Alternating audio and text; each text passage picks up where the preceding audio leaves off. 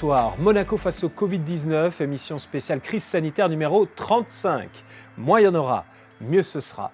Quel quartier de Monaco sera le grand gagnant de la battle des immeubles pour encourager tous ceux qui sont en première ligne dans cette crise? Hier soir à 20h, c'était au tour du Larvoto. 3, 2, 1, parti pour On fait du bruit pour les soignants. On fait du bruit, un maximum de bruit à l'Estoril. On va entendre tout le monde sur le balcon. Il est 20h. Ah, clairement, certains balcons ont tout donné du côté du Larvoto et malgré la pluie. Le boulevard de Belgique fera-t-il mieux? C'est pour la bonne cause et en plus, il y aura un cadeau surprise à la clé. Ce mardi soir à 20h, nous serons du côté du boulevard de Belgique, au niveau de la rue Bozio, avec Ferxel au micro et Erwan aux commandes du drone. Vous pouvez faire du bruit, crier, mais vous pourrez aussi chanter. Chante, la vie chante, comme si tu pouvais sortir demain. Quel talent! Vous savez quoi? On va se faire plaisir ce soir. Ces deux grands artistes, Nadège et Laurent, c'est un tel enchantement, ils ont un tel répertoire. Tiens, nous allons vous proposer de les retrouver tout au long de l'émission. Au sommaire de votre magazine ce soir, comment les restaurateurs monégasques font-ils face à la crise? Quand et comment rouvriront-ils? Nous serons en duplex avec Francis Poitvin, le patron du Quai des Artistes et vice-président de l'Association des industries hôtelières monégasques. Dans quelle mesure cette crise et cet isolement obligatoire exacerbent-ils les inégalités hommes-femmes et peuvent-ils provoquer une poussée des violences conjugales? Nous reviendrons avec Céline Cotalorda, qui est en charge de la promotion et de la protection des droits des femmes, sur cette question aussi sensible qu'importante. Mais tout de suite, nous allons voir que le Palais Princier montre l'exemple dans le Point Info d'Alexandra Pani.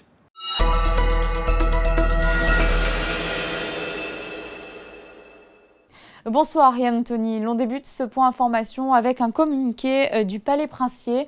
Compte tenu du contexte actuel et de l'impact de cette pandémie sur le budget de l'État, le prince souverain a décidé de réduire les dépenses de fonctionnement du Palais Princier avec une baisse de près de 40% de sa dotation qui passe de plus de 13 millions d'euros à 8 millions. Il rappelle la gravité de la situation qui impose une gestion financière rigoureuse. Autre information du jour, l'on souhaitait mettre en lumière cette association bien connue en principauté. Les Anges Gardiens de Monaco peuvent de nouveau reprendre leurs points de collecte et leur distribution de produits alimentaires pour les foyers les plus démunis. L'association a pour habitude d'intervenir en majeure partie auprès des sans-abri dans la région, mais la crise actuelle a impacté de nombreux foyers dans les communes limitrophes. Par exemple, à Beau-Soleil, 90 familles sont concernées. Un appel aux dons a donc été lancé. Un point de dépôt collecte est installé pour toute la période du confinement devant l'immeuble Le Continental, place des Moulins, du lundi au vendredi. Merci Alexandra. Ils ont été obligés à fermer leurs portes le 15 mars. Ils n'ont pas encore de date de réouverture. Les restaurateurs soufflent. Certains établissements pourraient ne pas se relever. Nous rejoignons au Quai des Artistes le vice-président en charge de la restauration au sein de l'Association des industries hôtelières monégasques. Bonsoir Francis Poitvin. Bonsoir à vous. Merci d'être avec nous. Votre secteur, donc l'hôtellerie et en particulier la restauration, fait partie des secteurs naturellement les plus exposés. Dans cette crise, on évalue à un quart des restaurants qui pourraient mettre la clé sous la porte en France. Est-ce que c'est le cas également à Monaco? Ça pourrait être le cas. Ça pourrait être le cas car les plus touchés seront forcément les petits établissements. Et sachant qu'on est à peu près, il y a 200 restaurants à Monaco, tout confondu, il y a beaucoup de petits établissements qui se trouveront confrontés à des gros soucis et des gros problèmes, oui.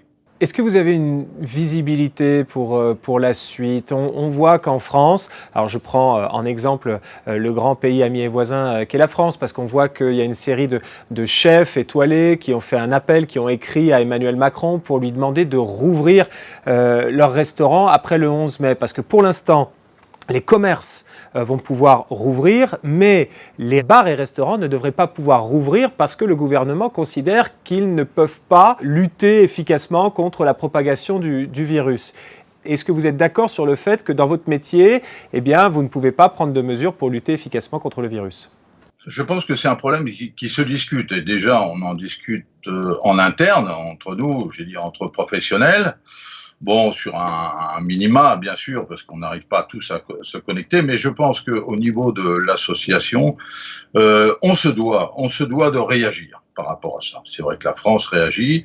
À Monaco, on est plus à l'écoute, mais je pense que là, il faudrait qu'on soit plus à l'action qu'à l'écoute.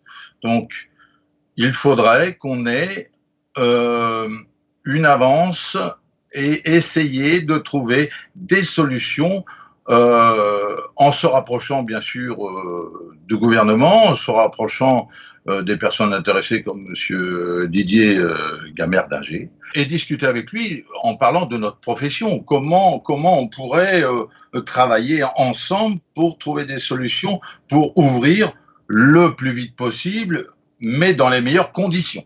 Aujourd'hui, vous n'êtes pas en discussion avec le gouvernement, avec Didier Gamerdinger? Là, pour l'instant, non, il n'y a pas d'échange, il n'y a rien. Et au contraire, on demande, on a eu une approche auprès de Mme Garrineau, mais c'est des échanges comme ça. Mais là, il faut aller dans le sérieux, quoi. Il faut anticiper.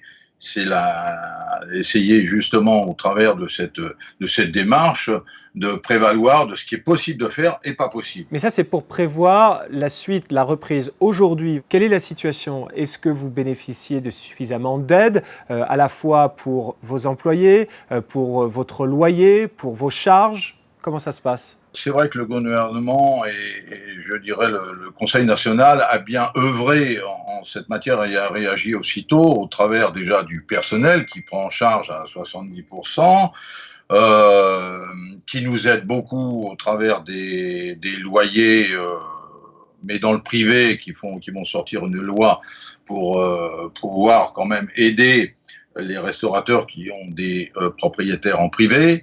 Donc c'est vrai que de ce côté-là, il y a une réaction assez positive.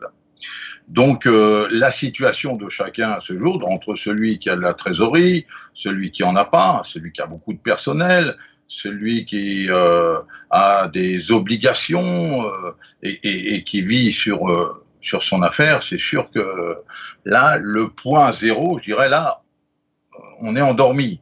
Mais le réveil va être même très, très compliqué. C'est parce que la reprise pourrait être lente? Moi, je ne parlerai pas de reprise. Je dirais plutôt reprendre le travail. Dans quelle mesure? Je dirais même au point zéro. Il faut repartir à zéro. Parce que 2 mois sans chiffre d'affaires, donc on n'aura pas de trésorerie. Est-ce qu'il va y avoir des clients? Parce qu'on est sur l'offre et la demande. Donc tout le monde va ouvrir. Bon, dans quelle manière? Les fournisseurs, ouvrir avec le nombre de personnel que l'on a, est-ce possible? Est-ce pas possible? Moi je dis clairement, ce n'est pas possible, parce qu'il faut être prudent. Parce qu'on sait que la masse salariale dans une entreprise de restauration, nous sommes un métier de service. Donc on a du service, je ne parle pas des self ou autre chose. Mais dans cette catégorie de restaurants purs et durs de service, on sera en difficulté et il faudra gérer ce personnel. Francis Poitvin, là vous êtes en train de dire que quand vous allez rouvrir, donc pour l'instant il n'y a pas la date, j'imagine que vous souhaiteriez que ce soit le plus rapidement possible, a priori dès le 4 mai potentiellement à Monaco, en tout cas le confinement est prévu jusqu'au 3 mai, c'est pour ça que je dis ça. Vous êtes en train de dire que reprendre toute votre main-d'œuvre, c'est pas possible? Ce n'est pas possible. On va dans l'inconnu. On va comme je dis, on va se jeter à l'eau sans savoir nager.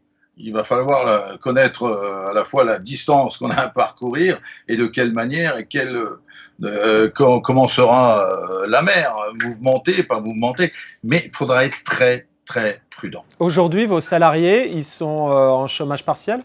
Tous les salariés sont au chômage partiel, pris en charge par l'État. Éventuellement, au moment de la réouverture, vous pourriez reprendre, vous, à votre charge pleinement une partie des salariés, mais vous souhaiteriez que l'autre partie, celle qui n'aurait pas d'activité parce qu'il y aurait moins de clients ou parce qu'il y aurait des espacements entre les tables, par exemple, ça pourrait être des mesures prises en termes de distanciation sociale, eh bien, cette autre partie de salariés continue de bénéficier du CTTR? Ça serait une des solutions qui sera forcément évoquée, c'est sûr. c'est sûr, de toute façon, on ne pourra pas faire autrement. Déjà, dans l'échange qui va se passer entre les pays, les frontières sont fermées, il n'y aura pas de tourisme, et on le sait qu'à Monaco, on travaille beaucoup avec les événements. Donc, on va être confiné à travailler vraiment prudemment, des tables espacées.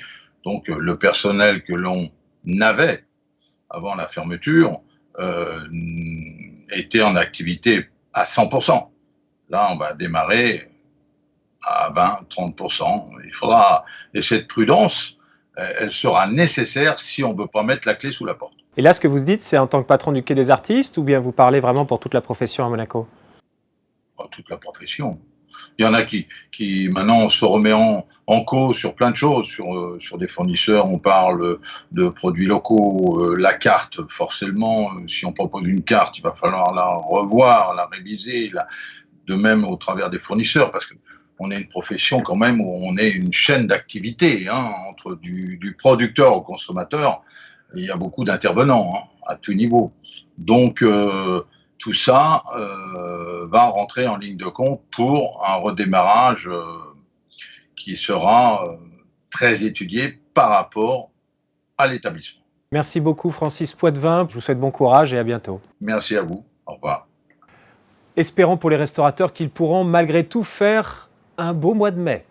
Le mois de mai au soleil, c'est une chose qu'on n'aura pas cette année. Je moi que c'est pareil, c'est quand on est derrière les carreaux, quand on confine que le ciel est beau, qu'on doit être bien tous ensemble, le mois de mai au soleil. On vous retrouve Alexandra pour faire le point sur les infos pratiques cette fois.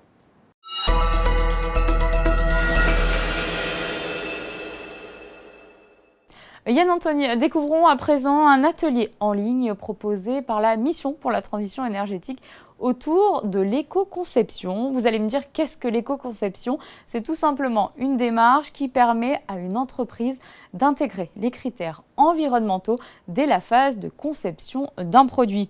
Si vous êtes intéressé par ce mode de production responsable, la MTE vous donne donc rendez-vous sur la plateforme GoToMeet ce jeudi à 9h. Marc Perrenne, chef de projet éco-conception chez Decathlon, animera cet atelier des conseils qui pourront peut-être être adoptés par votre entreprise. Et petite piqûre de rappel, chaque semaine, on vous propose 2 rendez-vous en collaboration avec les ballets de Monte-Carlo les mercredis et samedis à 17h. On les retrouve donc à chaque fois avec une nouvelle pièce et cette fois-ci, il s'agit de Faust, chorégraphié par Jean-Christophe Maillot. En voici un petit aperçu.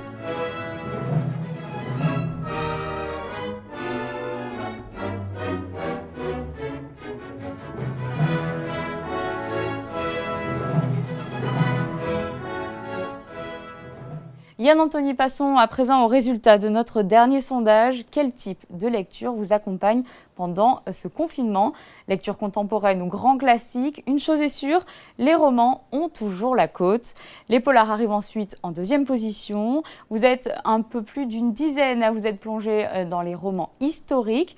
Les récits de voyage et la bande dessinée, par contre, n'ont pas trop séduit. N'hésitez pas à partager avec nous vos conseils lecture. Et êtes-vous prêts pour le nouveau sondage? Rendez-vous tout de suite sur le groupe Réseau Malitia.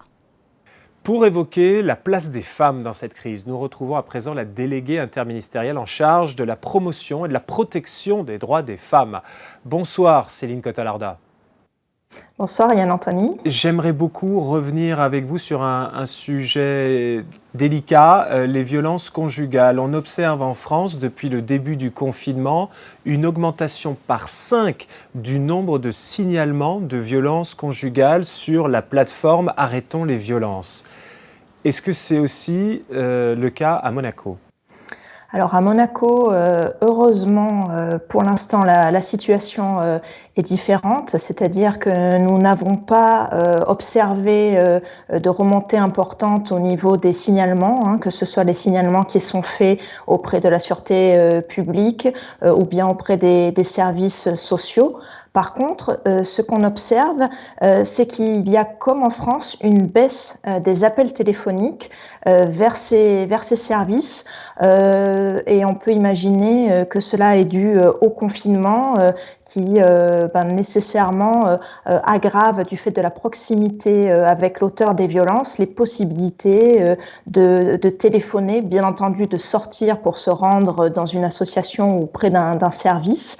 Et donc ça, on observe ce phénomène-là à Monaco. Mais à ce stade, pas d'augmentation de signalement des faits de violence. C'est intéressant, Céline Cottalorda, parce que finalement, vous introduisez une nuance. Vous êtes en train de dire, c'est pas parce qu'il y a 5 fois plus de signalements sur une plateforme Internet qu'il y a 5 fois plus de cas de violence conjugale. C'est juste qu'elles sont déclarées de manière différente et pas par téléphone. Alors justement, de quelle manière une femme peut-elle faire un signalement en principauté ? À travers les pharmacies notamment ?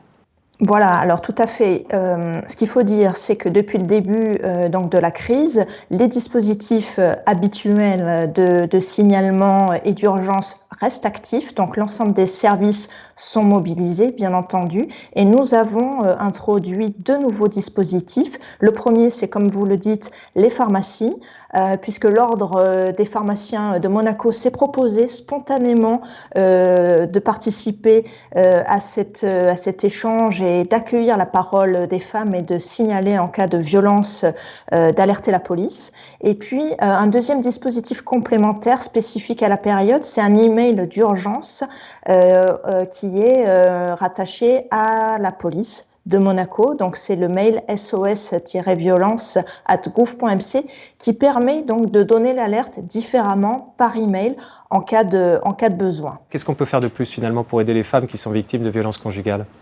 Alors, on peut agir aussi en tant qu'individu, en tant que témoin. Si on entend des cris, des bruits dans l'appartement de nos voisins, on peut prévenir la police.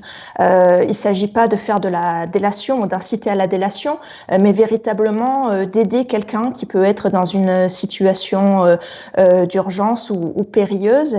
Et donc moi, j'incite vraiment toutes les personnes qui sont chez elles et qui entendraient dans leur voisinage des bruits suspects ou des choses, ou qui seraient témoins de choses inhabituelles, à prévenir les services de police. C'est aussi comme ça qu'on peut aider ces personnes qui peuvent être en danger. Est-ce que cette période de confinement est de nature à renforcer les inégalités de genre ? Effectivement, ça met en avant la place des femmes dans la société en général, et on se rend compte qu'avec cette crise, les femmes qui sont les plus exposées sont les femmes qui travaillent dans les métiers médicaux, du social, du soin. Donc les aides-soignantes, les infirmières se retrouvent en première ligne, les médecins aussi, et puis dans un autre domaine, dans le domaine des services, les caissières, puisque ces magasins restent ouverts pendant le confinement. Donc ce sont des populations qui du coup deviennent plus vulnérables et en première ligne pendant la crise. Alors de là à dire que ça exacerbe les inégalités, on peut parler aussi du télétravail et de la manière dont une femme doit gérer à la fois son activité professionnelle, les tâches domestiques, la vie de la maison, les devoirs des enfants, puisqu'il y a aussi l'école à faire à la maison. Donc ça renforce ce qui est déjà dans la vie de tous les jours, mais ça l'exacerbe davantage pendant cette période. Et il y a des études qui ont été déjà menées en France et qui font ressortir qu'il y a une inégalité assez forte dans la réalisation des tâches domestiques. Merci Céline Cottalorda. Au revoir. En période de confinement, plus besoin de basket. Chante, chante, danse et mets tes chaussettes. Chouette, c'est sympa, tu verras. Non, surtout ne viens pas. Vas-y, reste chez toi et tout le monde est chez toi. Rejoignez Nadège et Laurent, les 2 stars du réseau Malizia. Voici le best-of de vos posts.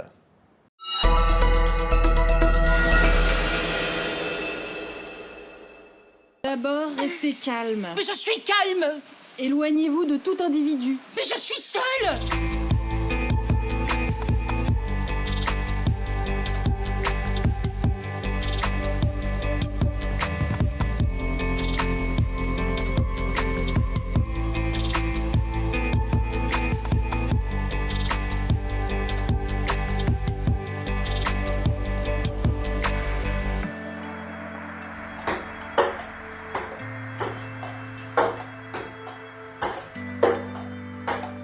Et surtout, mettez un masque. Oh non, mais arrête là, c'est pas possible. Ah mais non, mais tu vois, on peut rien faire avec toi. Il y a tellement de choses sur ce réseau Malizia que mon cœur balance pas mal. T'es encore sur tes jeux vidéo? J'arrive pas à passer le niveau. On confine pas mal par ici. On confine pas mal. On confine pas mal par ici. On confine aussi. Et voilà, on confine pas mal par ici, du côté de la Tour Odéon, où nous retrouvons Nadège et Laurence Kiléo. Bonsoir. Bonsoir. Bonsoir Yann Anthony. Et vous êtes les deux stars du réseau Malizia. Non, j'ai exagéré. Expliquez-nous, vous êtes chanteur dans la vie, c'est ça? Qu'est-ce que vous êtes? Vous êtes artiste? Non, pas du tout. Pas du tout. Pas du tout, pas du tout. Pas du Compositeur? Non, non plus. tout. Non, c'était juste pour le plaisir. Tout ça est improvisé juste pour le confinement. Exactement. À la base, c'était pour nos amis, pour les faire rire, pour D'accord. passer du temps. Comment tout a commencé? Alors je crois que c'est Destinée de Guy Marchand, hein. C'est avec ça que vous avez ouvert les hostilités. Oui. Mais on aimait beaucoup cette chanson, on la chante souvent, on l'a fredonnée tous les deux. Et puis soudain, le Destiné s'est transformé en Confiné. Et du coup, ça nous a donné l'idée de la parodie.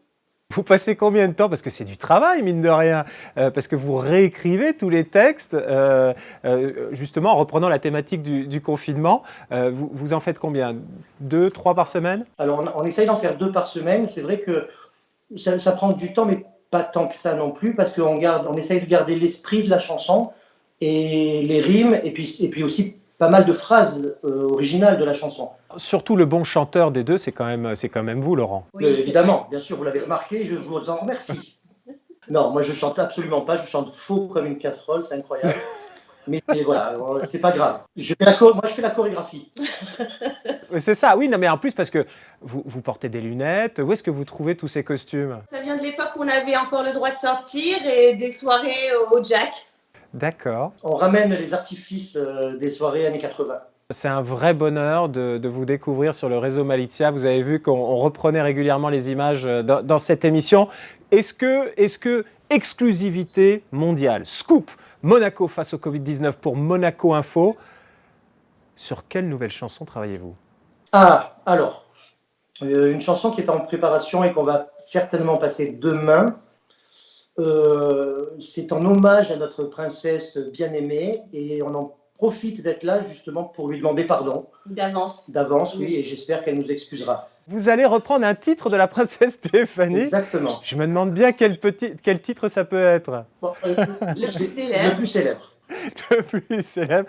N'en dites pas plus, vous nous réservez la surprise pour demain. Exactement. Laurent et Nadège Kiléo, c'est un bonheur. Merci à vous pour votre bonne humeur, pour votre talent aussi, pour votre bel organe. À bientôt. Merci beaucoup. beaucoup. Au revoir, Yann Anthony. Au revoir. Quel quartier de Monaco fera le plus de bruit en hommage aux héros de cette crise? Ce mardi soir à 20h pour la Battle des immeubles, nous serons boulevard de Belgique au niveau de la rue Bozio pour vous filmer. Mais n'hésitez pas à vous filmer vous-même et à partager les images sur le réseau Malizia sur Facebook pour que nous puissions les diffuser sur Monaco Info. Ça change tout. Ferez-vous mieux que le Jardin Exotique, que l'Annonciade, que Fontvieille, que la Condamine ou que le Larvoto? Tous les héros qui sauvent des vies comptent sur vous. Voici à présent le best-of des réseaux sociaux.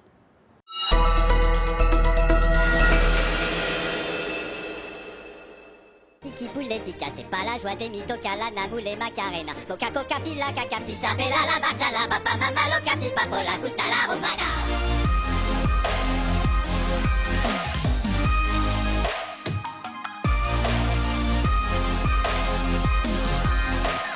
Coca, Pilla, Caca, Pisabella, la Bassa, la Papa, Mama, Loca, Pipa, Pola, Gusta, la Romana.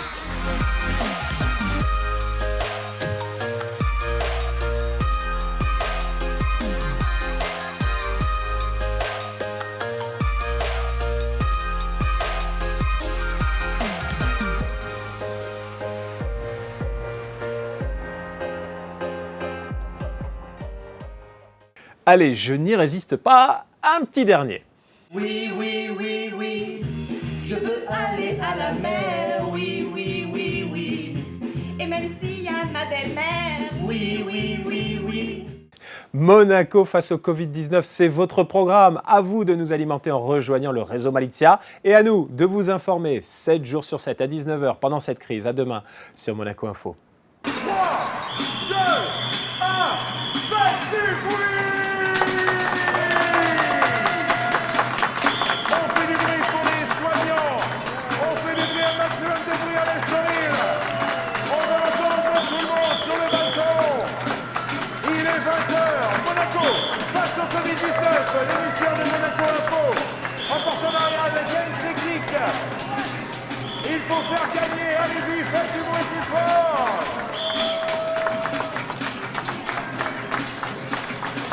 On se prépare avec les réseaux Malizia. À vous, faites du bruit plus fort. Allez, on bouge, on tape, on fait du bruit. Et on danse. À vous, le Casablanca, maintenant pour faire du bruit. Devant le drone de Monaco Info. Monaco Info. Monaco face au Covid-19. En partenariat avec MC Click. Ce soir, 5e épisode de la bataille des immeubles. À vous, faites du bruit. Encore plus fort. On n'a peur de rien, il est appelé. Il village pour faire du bruit à Monaco. 5e épisode de la bataille des immeubles. Ce soir, dans le quartier de Monaco, l'Estoril, le Casablanca. On fait du bruit encore plus fort. Oui, tout le monde sur les balcons. On tape dans les mains. N'oubliez pas, hashtag réseau Malizia pour toutes vos vidéos.